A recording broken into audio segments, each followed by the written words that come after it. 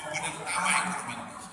Kalau Anda lihat ini nanti ada mahasiswa yang bagus, angka-angka ini akan memberikan suatu gambaran bagaimana konsumsi rumah tangga dari total persentase PDB kita.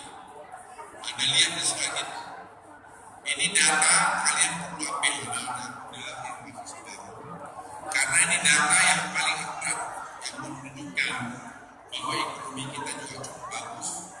Dan kalau kita lihat inflasi itu juga bisa kita kendalikan dengan baik sejak tahun 2014. 2014 kemarin inflasi kita sekarang di bawah 4%. Ini satu hal yang penting bahwa inflasi itu bisa terkendali dan kita jaga dengan baik. Nah, memang harga pangan itu kita jaga betul supaya inflasi ini jangan berkembang.